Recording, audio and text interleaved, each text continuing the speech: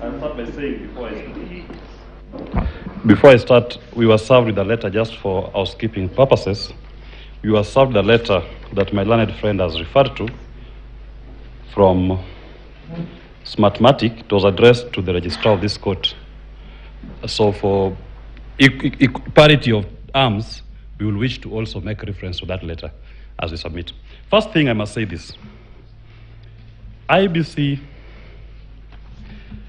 in the report by the registrar, I'll start from page 17.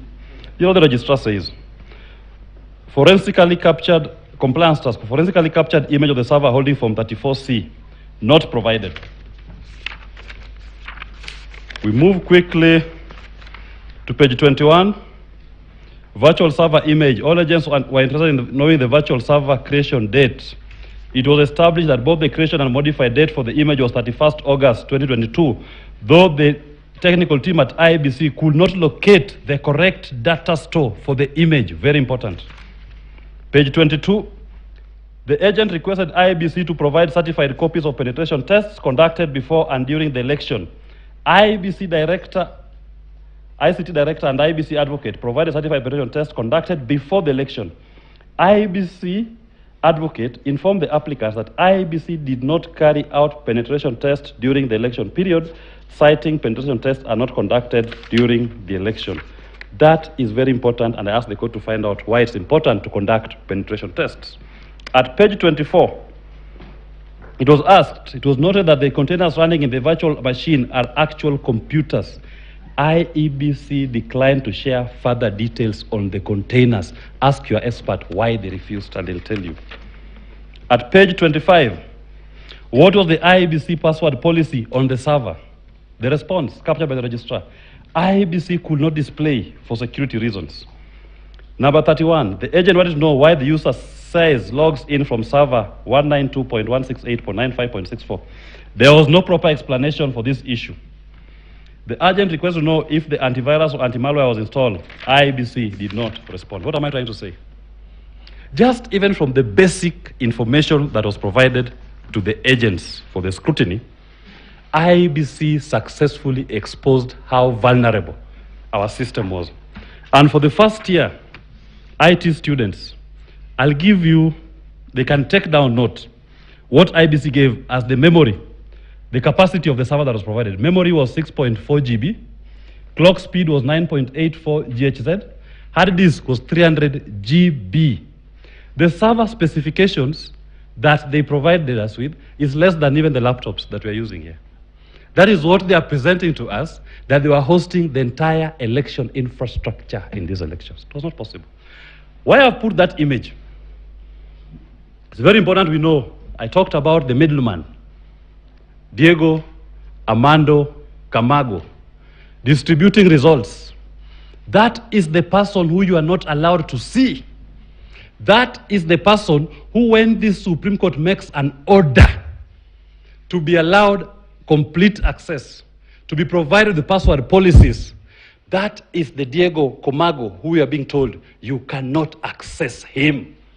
That back office, polling station goes to him. He's the one who sends to the returning officer. He's the one who sends to the National Tallying Center. He's the one who sends to the public portal. He's the one controlling everything. He's the midfielder distributing to everybody the results of this election. What he says are the results.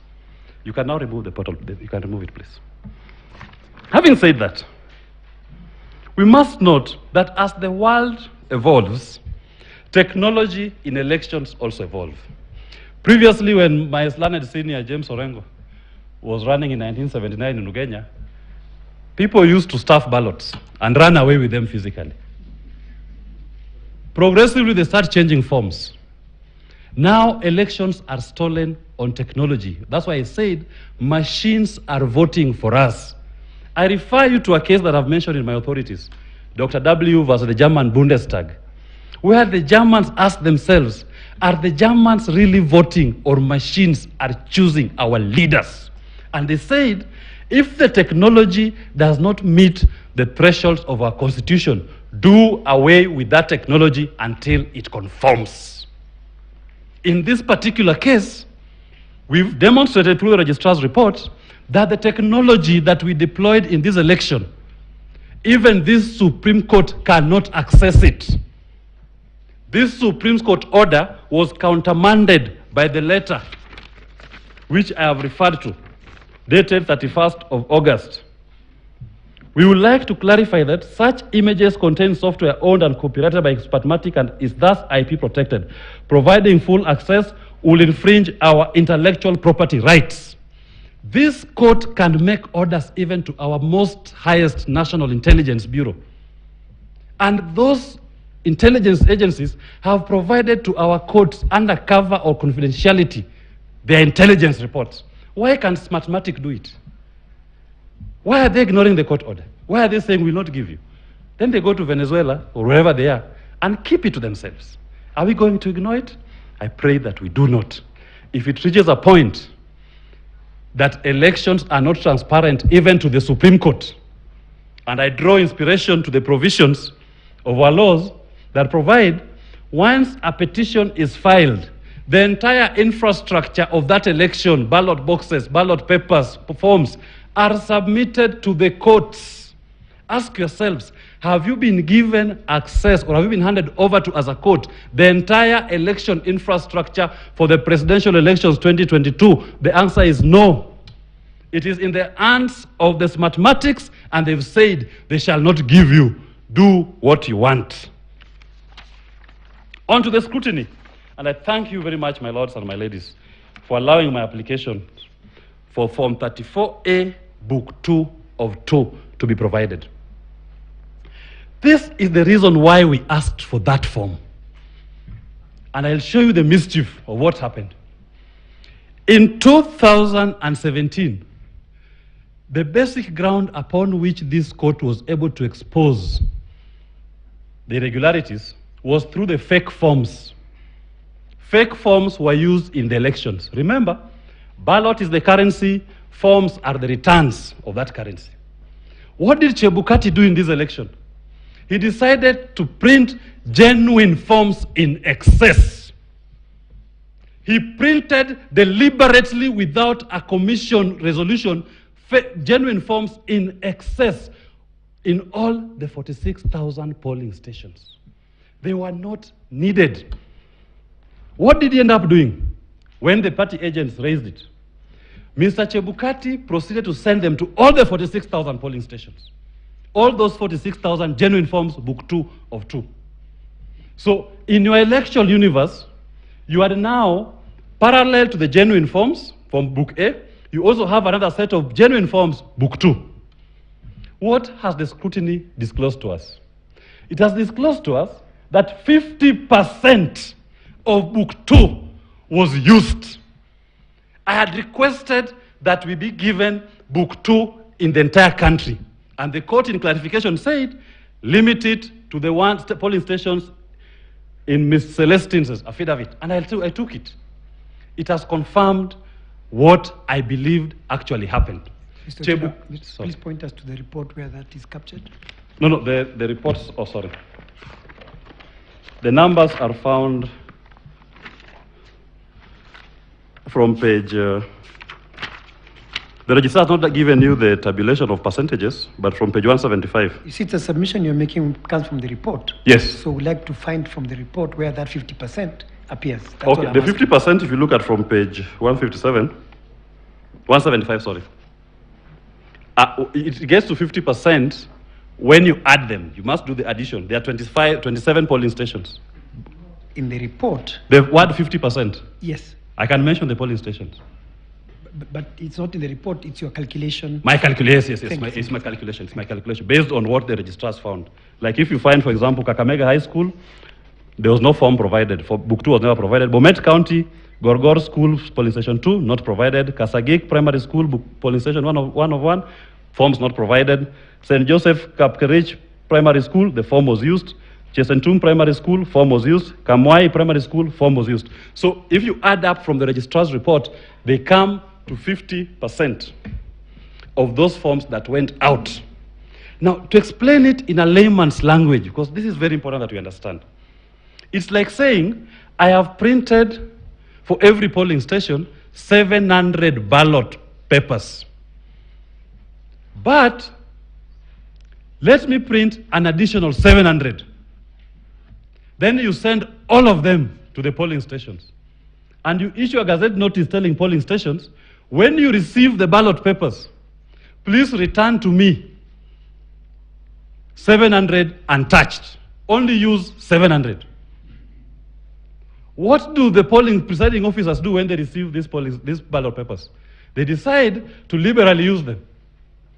So that when you go out to find out where the mischief is, the system is muddled. He has thrown at you so many ballot papers, you cannot know the genuine and the fake. Mr. Chebukati single-handedly directed for book 34 of 2 to be printed. And book 2 of 2 having been printed, it went out to the stations. The gazette notice required it not to be used. It was used, and the registrar's reform has confirmed. How does it work? Let me use a real-life experience of a movie that I watched, because I have time. It's called The Italian Job. Once they conclude, when this gentleman steals and he comes with many lorries, and you can't tell which lorry has the actual cash, similar number plates, similar design, similar make. So it's meant to confuse you, don't know which is the actual truck that has the money. In simple terms, if I steal money on this table, I steal 1 million, I throw 200,000, all of you scramble for it, and I walk out with 800,000, leaving all of you scrambling for the 200,000. You'll never know the magnitude of what I have done. That is the magnitude of book 2 of 2 in our elections. The best example before I cede my time to the court. If you've watched The Wolf, it's called The Wolf of Wall Street. When the star player, at the point of blowing it all up, throws money at everybody because he has now made his ultimate loot. He throws money at everybody, and no one can tell what actually transpired. That is what happened with book 2 of 2 in our elections. That when you start questioning, when you start tracing, you will only be meeting genuine forms. In 2017, when we were questioning, we were meeting fake forms. He threw an extra 46,000 genuine forms into our elections in the hands of people who could not account for them. When we went to look, we were able to demonstrate that 50% of those forms have been used from a sample. From a sample, not denied, either not used or not accounted for, not returned. Are we going to give regime legitimacy after this indicting audit report? I asked this question in the morning. Part of the Supreme Court's function, you give what we call regime legitimacy. The Kenyan people moving in one accord. And nobody has spoke in this court about the margin of victory that is declared. Less than 200,000. After all these muddled figures, after all these illegalities, are we going to say that let us ignore them and give a regime legitimacy to one of the players? I urge you not to ignore your registrar's report. This is too damning. This has confirmed to you that at the end of this process, the only person who could answer the question where the punk was going to land was Wafula Chebukati himself.